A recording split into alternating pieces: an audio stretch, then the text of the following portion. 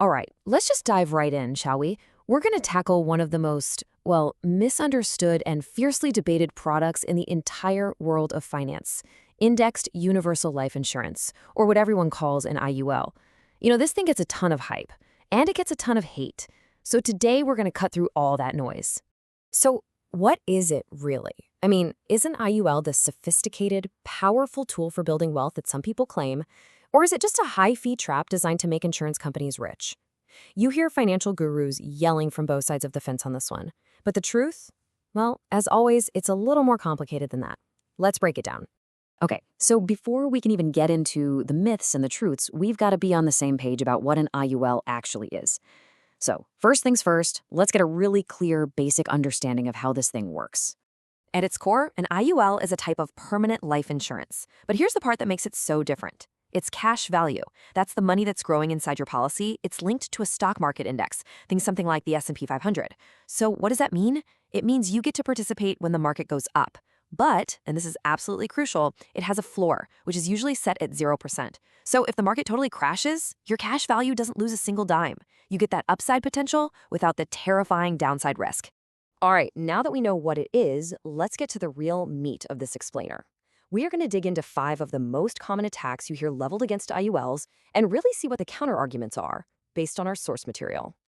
This is probably the number one knock you'll hear. It's the big one. The idea that the fees are just so crazy high that they'll chew up your account and leave you with nothing.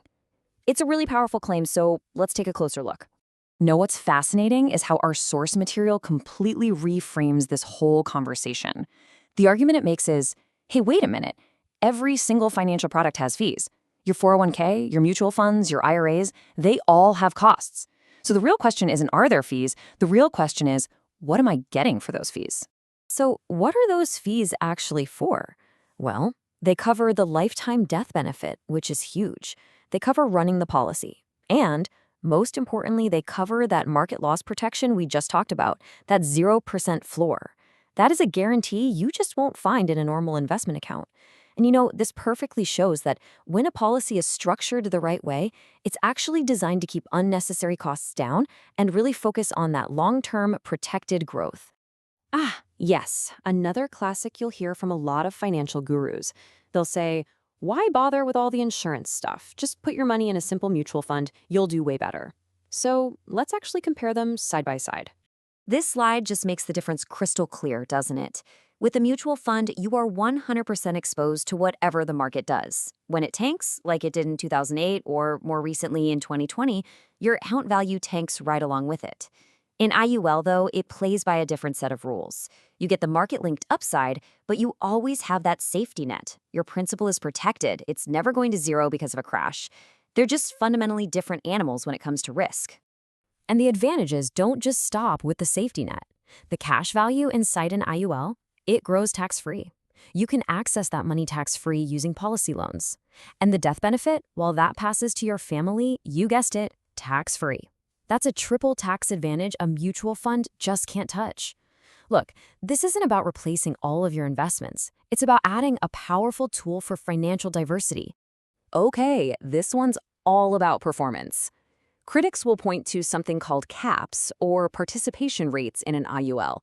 Basically, these limit the maximum return you can get in a really great year for the market, and they'll say, see, your returns will always be low.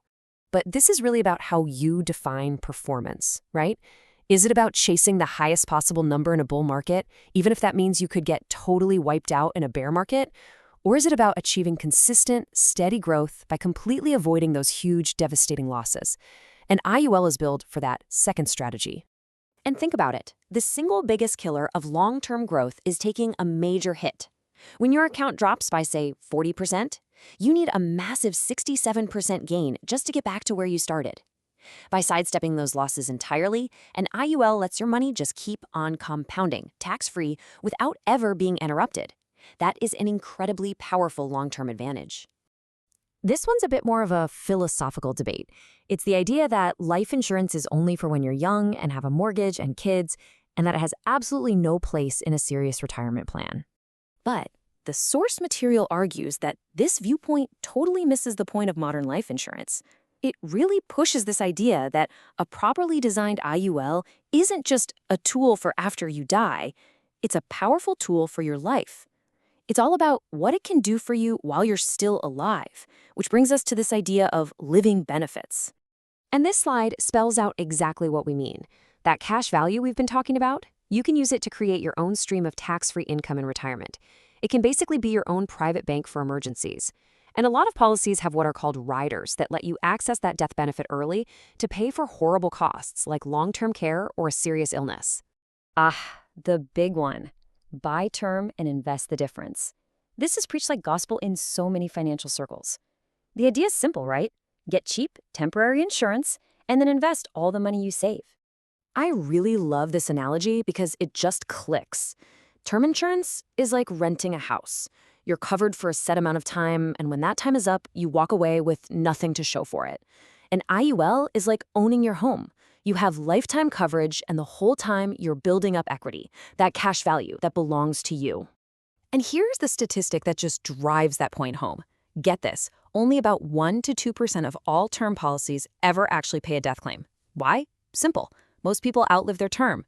So from 98% of people who buy it, all those premiums they paid, poof, gone forever. With an IUL, that value is captured and grown instead. So now that we've looked at some of the biggest criticisms, let's kind of flip the script and bring it all together. What are the unique benefits that a properly set up IUL really brings to the financial table? Let's consolidate them. This slide just sums it all up perfectly. You get that market growth without the market risk. You get that incredibly powerful triple tax advantage. You have flexible, unrestricted access to your cash. In many places, it's protected from creditors and lawsuits. And you've got those super valuable living benefits. The case our source material makes is that there's no other single financial product out there that can check all of these boxes. Now, as the source points out, an IUL is definitely not for everyone, but it can be a real game changer for certain people. If you're a business owner, a high-income earner looking for tax breaks, or, just someone who wants to be in the market without that constant fear of losing your shirt, it's something worth looking into. And this brings us to what our source material says is maybe its most important point. It argues that the real problem isn't the IUL product itself.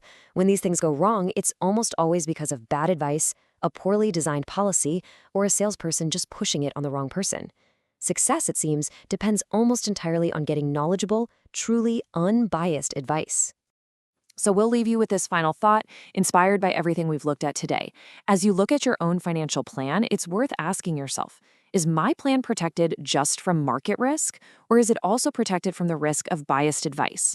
According to the material we've gone over, that might be one of the most important questions any of us can ask.